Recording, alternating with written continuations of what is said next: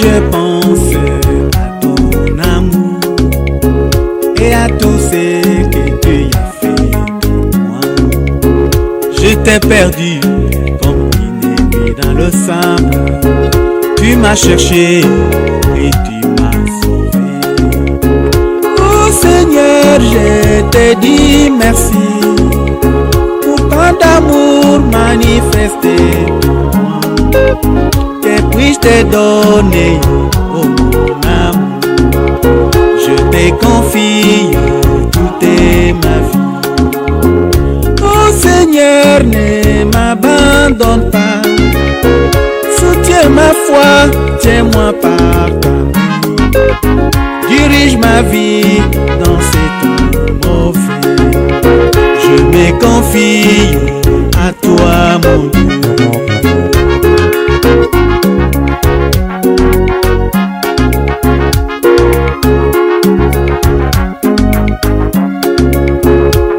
J'ai pensé à ton amour, tu n'as pas compté tous mes péchés.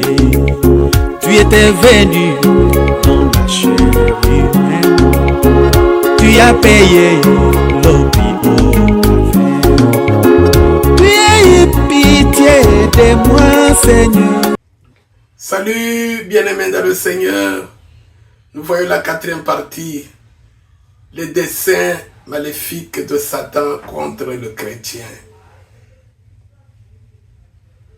Nous n'ignorons pas ces desseins. Si nous ignorons ces desseins, il a l'avantage sur nous. Ne donnez pas accès au diable. Satan a des stratégies, il a les plans, les desseins contre toi, contre moi. Dieu aussi a les desseins sur toi et moi. Les desseins de Dieu sur toi et moi, ce sont les desseins, les bons desseins pour notre bonheur éternel. Mais Satan, c'est pour notre malheur éternel.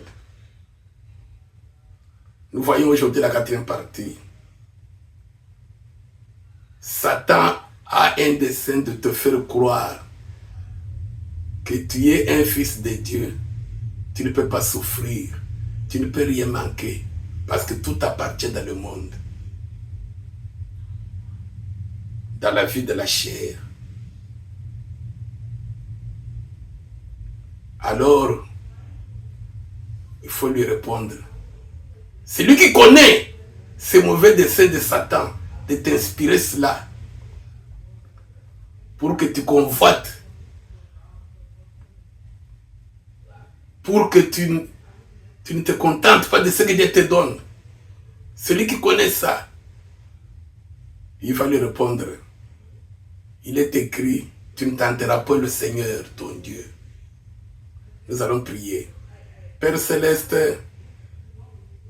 quand tu parlais par Paul à Philippe en Macédoine, la Bible dit, le Seigneur ouvrit le cœur de Lydie, la marchande de pourpre, afin qu'elle fût attentive à tout ce que disait Paul. Et il crut et fut baptisé. Ouvre le cœur de ton peuple qui va écouter cette parole pour qu'il croie et qu'il soit sauvé. Moi aussi, je me recommande entre tes mains que ton esprit se parle au travers de moi. Au nom de Jésus-Christ. Amen. Nous allons lire, connaissez notre thème, dans 2 Corinthiens, chapitre 2, verset 11. Ne pas laisser à Satan l'avantage sur nous, car nous n'ignorons pas ses desseins. Si tu n'ignores pas les desseins de Satan, il n'aura pas l'avantage sur toi pour amener ton âme dans l'enfer. Mais si tu les ignores, tu es dans le trouble. Nous voyons le 4e dessein de Satan. Et savoir comment y répondre. Matthieu 4. Vous pouvez noter 1 à 11. Matthieu, l'évangile de Matthieu, chapitre 4.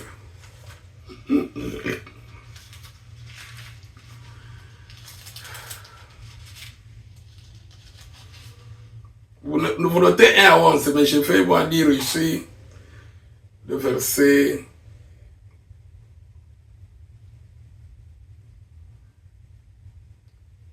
5 à 7.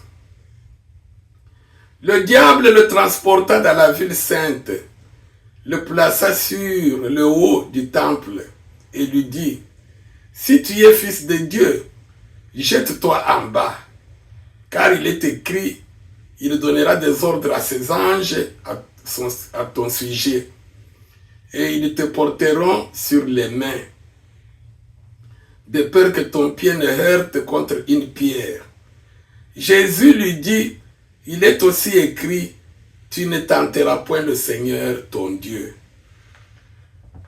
Vous pouvez noter 1 à 11, hein, mais ici j'ai lu seulement 5 à 7. Et c'est une histoire que vous connaissez très bien. Bien-aimé, quand Jésus était bien, Satan n'était pas venu. Quand il a commencé à prier, Satan n'était pas venu. Il était dans le désert, en train de jeûner, prier. Quand il a terminé 40 jours, 40 nuits, affamé, assoiffé, le même vêtement qu'il portait, il ne s'est pas lavé, il est fatigué, seul, abandonné. Alors Satan est arrivé. Et écoutez Satan ce qu'il lui dit. De 1 à 11. Dans tout son discours, Satan a voulu montrer à Jésus qu'il était le Fils de Dieu. Effectivement, il l'était. Et Satan le savait. Maintenant, le problème, c'est quoi? Il lui dit, mais si tu es réellement un Fils de Dieu, toi, un chrétien converti, un enfant de Dieu, le Dieu vivant, regarde ta situation. Les autres mettent au monde, toi tu ne mets pas au monde. Les autres se marient, toi tu ne mets. Les autres, quand même, ils avancent, voilà. Bon, si tu es fils de Dieu, alors, comme toi tu es convaincu que tu veux opérer miracle, que ces pierres deviennent du pain. Et il le transporte. Satan transporte Jésus. Il le met sur la haute montagne. Il lui montre tout. Bon, il dit, si tu es fils de Dieu, jette-toi en bas. Parce que les anges, il est écrit que les anges faut t'accueillir. Si tu es fils de Dieu, prosterne-toi, adore-moi. Je vais te... Et regarde tous les royaumes que Dieu m'a donnés. Comme ça, moi, je vais te les donner. Dans tout cela, Jésus a gagné. Pourquoi? Jésus n'ignorait pas le dessein maléfique de Satan, le quatrième que nous voyons. Que Satan a la stratégie de montrer aux enfants de Dieu que comme ils sont enfants de Dieu dans ce monde, donc ils ne peuvent pas souffrir. À tout moment, tout ce qu'ils veulent, il faut qu'ils aient tout ce qu'ils veulent. Bien-aimés, ça ce n'est pas le ciel. La terre n'est pas l'image du ciel, la terre est l'image de l'enfer. Dis ça à Satan. Dis-lui que toi, tu es en voyage. Toi, tu es un élu de Dieu. Alléluia. Dis-lui, laisse-moi tranquille. Va-t'en, comme Jésus l'avait chassé. Tu ne tenteras pas le Seigneur. Satan cherche à ce que toi tu tentes Dieu. Tenter Dieu, c'est quoi? Dans le désert, nous sommes dans le désert. Sur la terre, nous sommes dans le désert. Même si tu as des millions, même si tu es en Europe, ou en Amérique, ou en Australie, ou à Kinshasa, tu as des richesses, même si toi tu as des enfants. Bien aimé, sache que nous sommes dans le désert. Il y a la mort qui attend, il y a les maladies, il y a les deuils, il y a tout. Quelqu'un qui tente le Seigneur, c'est quelqu'un qui dit à Dieu, seulement de l'eau, seulement de la manne, seulement les mêmes souliers, avec les mêmes souliers de l'Égypte. Mais regardez quand même les autres, les païens, ils changent quand même chaque jour. Regardez quand même les autres, comment ils mangent. C'est lui qui ne tente pas le Seigneur, qui connaît le dessein maléfique de Satan, il rend grâce à Dieu pour toutes choses dans sa vie. Car c'est la volonté de Dieu à son égard. Il se contente de ce que Dieu lui donne. Il se contente de ce qu'il est de la part de la volonté de Dieu. Si Dieu l'a créé noir, il est content d'être noir. Dieu l'a créé blanc, il est content d'être blanc. Dieu l'a créé une femme, il est content d'être femme. Il a créé un homme, il se contente de ce que Dieu lui donne. Il ne convoite pas.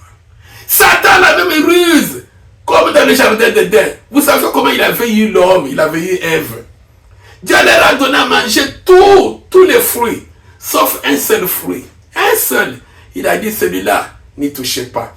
Mais tous les fruits mangeaient. Il mangeait tous les fruits. Il n'avait pas encore terminé de manger tous les fruits. Parce que tant de diversité de fruits. Mais Satan lui a montré le fruit là qu'on leur avait défendu. Mais si réellement, vous êtes l'image de Dieu, Dieu a créé, il a tout créé pour l'homme. Oui, il a créé pour l'homme. Mais pourquoi il nous a interdit ce fruit là-bas?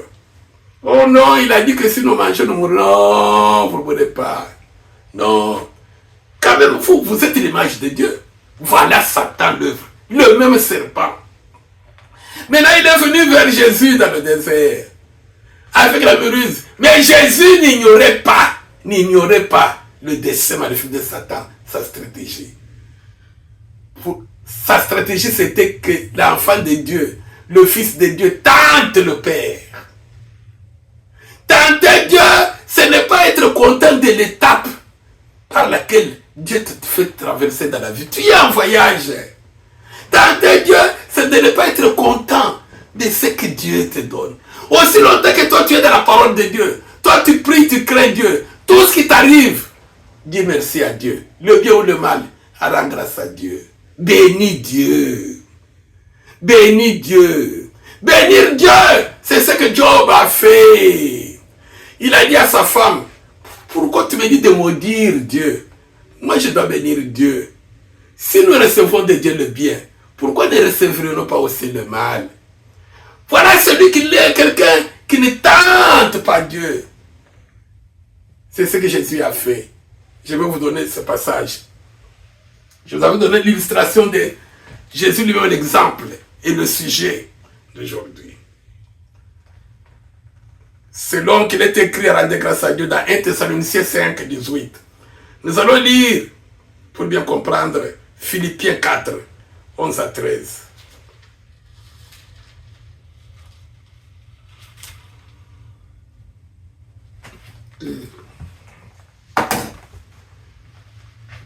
Philippiens chapitre 4, 11 à 13.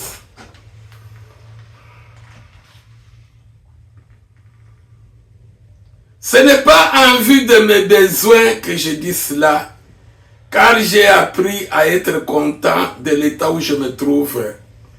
Je sais vivre dans l'humiliation et je sais vivre dans l'abondance. En tout et partout, j'ai appris à être rassasié et à avoir faim, à être dans l'abondance et à être dans la disette. Je puis tout par celui qui me fortifie. Amen.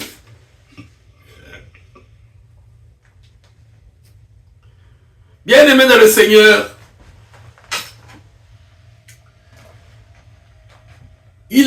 Satan cherche d'avoir l'avantage sur le chrétien. Si le chrétien n'ignore pas ses desseins. Le dessein que nous voyons aujourd'hui, Satan veut que le chrétien croie que comme il est enfant de Dieu, le créateur de toutes choses, le chrétien ne peut pas manquer une chose. Tout ce que le chrétien cherche, demande à l'Éternel ce que ton cœur désire, il te le donnera. Voilà le verset de ceux qui tentent le Seigneur. Comme si la terre c'est le ciel. Bien-aimé dans le Seigneur, Jésus nous a donné l'exemple lui-même. Pendant qu'il souffrait, Satan lui dit, fais ceci, fais cela. Il a dit, je ne tenterai pas Dieu. Je vais lui rendre grâce pour ce qui m'arrive. Selon sa volonté. Et il avait gagné Satan. En fin de compte, Jésus n'était pas mort de faim. Dieu a envoyé les anges l'ont servi. Tu ne mourras pas de faim ou de soif. Parce que cette période, tu manques de l'eau ou de la nourriture. C'est que Dieu cherche que tu restes fidèle en ne le tentant pas. Comment ne pas le tenter? En lui rendant grâce pour toutes choses qui t'arrivent. Parce que c'est sa volonté. Quand tu t'examines, que tu es en communion avec Dieu, tout ce qui t'arrive, bien aimé, le bien ou le mal, bénis le Seigneur. Parce que tu es en voyage. Parce que tu es un enfant de Dieu. Il t'a préparé beaucoup. Et même sur cette terre, cette période difficile, quand tu vas gagner, Satan va passer, Dieu va te visiter, Dieu va te consoler. Mais sache qu'en fin de compte, tu vas quitter ce corps, tu vas quitter ce monde. Satan, tout ce qu'il cherche, c'est dévorer ton âme. Dévorer ton âme. Il cherche à te dévorer, comme il avait dévoré Ève et Adam dans le jardin d'Éden. Le jour où alors ils ont dit, ah comme ça, nous avons quand même Dieu, nous sommes des enfants de Dieu, prenons le fruit, mangeons. C'est ça la cause de notre malheur. Ainsi donc nous avons lu le frère Paul, l'apôtre des nations. C'est lui qui, tu touches son corps, même le cancer, tu es guéri. Paul, les mouchoirs seulement qui avaient touché son corps, les mouchoirs. Tu amènes à quelqu'un qui est malade, même agonisant, tu touches le mouchoir qui avait touché le corps de Paul. Tu vas à l'hôpital ou dans ta maison. Tu prends ce mouchoir là-bas, tu fais toucher au malade. La maladie est finie. Paul, qui ressuscitait les morts. Paul, il dit aux Philippiens, ce n'est pas en vue de mes besoins que je dis cela, car j'ai appris à être content de l'état où je me trouve. Est-ce que tu es content, toi, sœur? Tu es contente de l'état où tu te trouves? Quand Dieu te fait traverser dans une période, par exemple, les autres se marient, toi tu n'as pas de mari. Les autres mettent au monde, toi tu n'as pas d'enfant.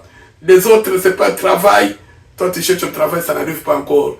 Les autres, je ne sais pas quoi. Est-ce que tu es content de l'état où tu te trouves?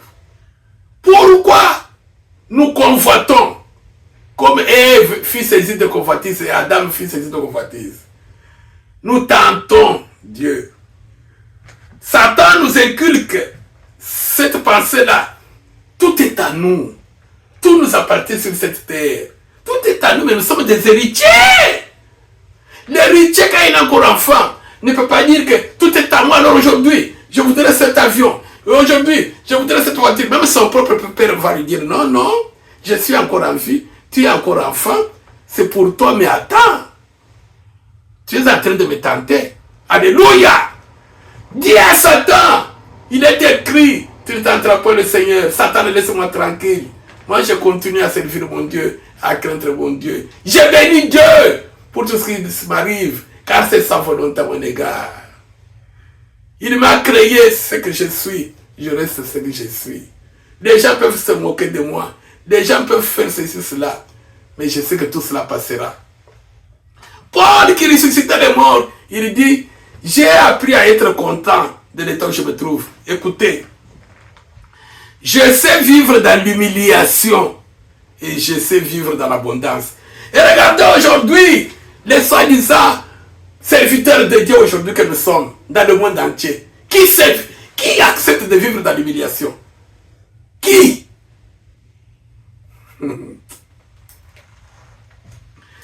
Je sais vivre dans l'humiliation et je sais vivre dans l'abondance. En tout et partout, j'ai appris à être rassasié et j'ai appris à avoir faim. À être dans l'abondance et à être dans la disette. J'ai pris tout par celui qui me fortifie. Donc notre force à nous, qui ne voulons pas tenter le Seigneur, c'est par Jésus-Christ qui nous fortifie. Au travers de la foi, nous bénissons Dieu en toute période. Alléluia. Si Dieu veut faire quelque chose dans ta vie, sur cette terre, bien aimé, il le fera selon sa volonté et en son temps. Ce n'est pas à toi, quand maintenant tu traverses une période de sécheresse, Pour que toi, tu commences à convoiter, tu commences à murmurer. Satan te fait croire. Comment toi, un enfant de Dieu? Comment moi, j'ai un enfant de Dieu? Les autres sont en train de témoigner. Comment un enfant de Dieu? Non, bien-aimé dans le Seigneur. Si vous voyez l'exemple de Jésus-Christ, si vous voyez l'exemple de Paul, nous allons lire le dernier passage dans Hébreu. Et vous avez compris le sujet. Le quatrième sujet des seins maléfiques de Satan contre le chrétien. Il veut que le chrétien tente son Dieu en lui faisant voir que non, toi tu es un enfant de Dieu. Pourquoi traverses-tu cette période? Pourquoi tu traverses une période très critique? Un enfant de Dieu ne peut pas. Moi, j'ai eu des personnes qui me disaient une fois, malade, le problème de cœur, bien-aimé. Même certains enfants de Dieu à qui je prêchais la parole, quelqu'un m'a croisé un jour, je ne sais pas si je venais de l'hôpital, ça fait plusieurs années, il me dit, ah, j'ai appris que tu as les problèmes de... Moi, j'ai dit, oui, oui. Raconte-moi, je lui ai raconté. Et qu'est-ce qui s'est passé? Non, non, hein. Je prends les médicaments, tout ça. Il me dit, ah, un serviteur de Dieu ne peut pas avoir de telles maladies. Je ne sais pas s'il a encore en vie celui-là qui me disait ça. Un frère comme ça, je ne le vois plus, mais c'est que je sais. Un serviteur de Dieu ne peut pas, ça fait, c'est pas plus de 10 ans. Il ne peut pas offrir de telles maladies comme ça. Ma soeur, parfois, on te dit, mais non, peut-être c'est une sorcière. Comment elle ne peut pas se marier à cet âge là-bas? Comment elle ne peut pas avoir... Bien-aimé, c'est le diable qui veut que tu tentes le Seigneur. Et si Dieu veut agir, il agit en son temps. Toi, et j'avais répondu que Dieu soit loué. Quand je l'ai quitté, j'ai dit que le nom de l'Éternel soit béni. C'est lui qui a voulu que j'ai cette maladie là-bas. Bien-aimé dans le Seigneur, nous allons lire le dernier passage. Retenez ceci, ne tente point Dieu. Le dessein maléfique de Satan te fait croire que comme tu es un enfant de Dieu, tu ne peux pas avoir faim, tu ne peux pas manquer à manger dans ta maison, tu ne peux pas manquer l'argent, tu ne peux pas même 2-3 mois chômer parce que tu es un enfant de Dieu, tout t'appartient. C'est le diable. Dis-lui, je ne tenterai pas Dieu. Je rends grâce à Dieu pour toutes choses qui m'arrivent. C'est sa volonté à mon égard. Et tu verras la victoire de Dieu dans ta vie. Hébreu 13, 5 à 6. Avant ça, lisons le sujet en question, 1 Thessaloniciens. Vous pouvez noter ça. 1 Thessaloniciens 5, 18.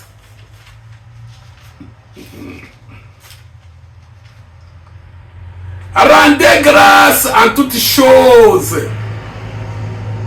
car c'est à votre égard la volonté de Dieu en Jésus-Christ.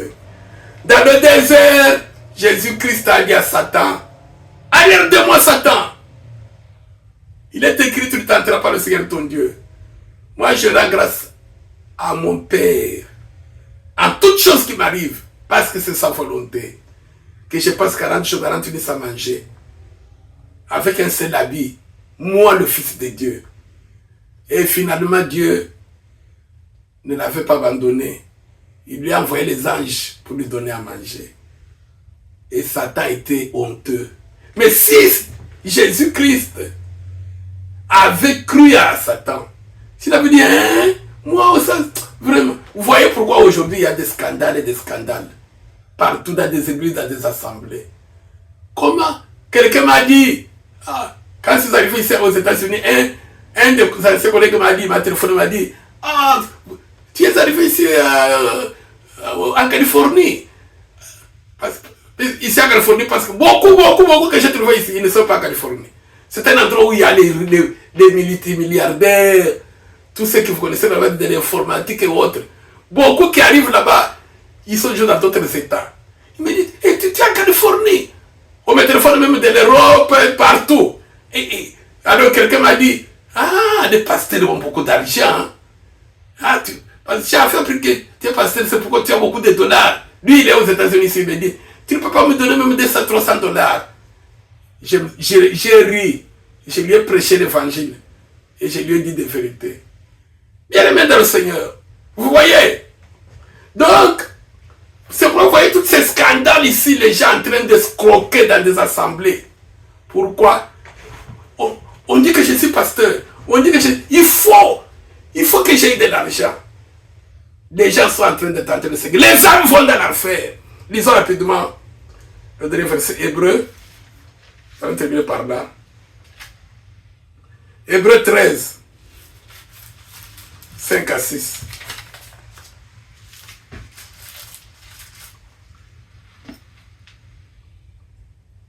Ne vous livrez pas à l'amour de l'argent. Contentez-vous de ce que vous avez. Contentez-vous de ce que vous avez. Comme pour le dire, j'ai appris à être content de l'état où je me trouve. Comme Jésus qui dit, arrête-moi de Satan. Je ne tenterai pas mon Père. Je suis content de l'état où je me trouve.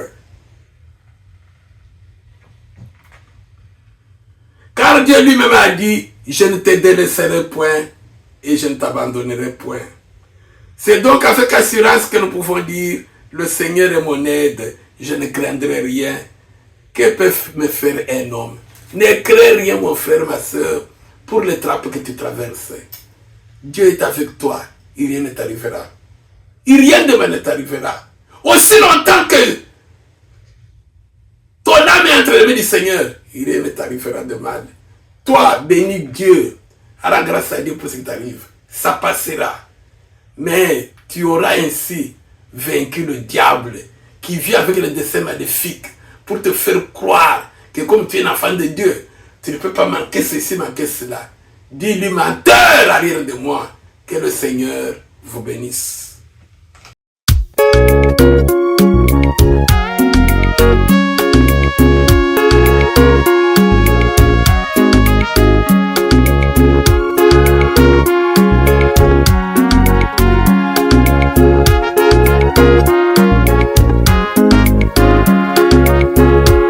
J'ai pensé à ton amour et à tout ce que tu as fait pour moi.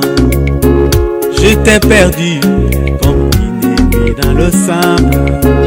Tu m'as cherché et tu m'as sauvé. Oh Seigneur, je te dis merci pour tant d'amour manifesté pour moi. Que puis-je te donner, oh mon amour? Je te confie toute ma vie. Oh Seigneur, ne m'abandonne pas. Soutiens ma foi, tiens-moi par ta main. Dirige ma vie dans ces temps mauvais. Je me confie à toi, mon Dieu.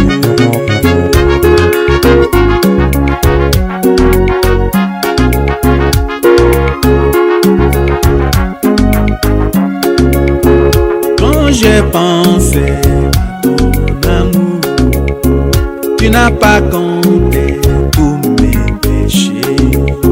Tu étais venu dans